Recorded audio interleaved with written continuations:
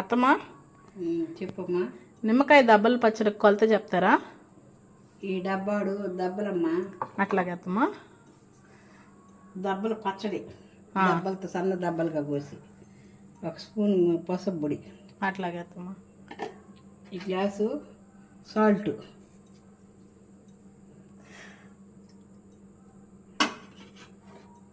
ఈ స్పూన్తో 5 స్పూన్లు మిరప్పొడి,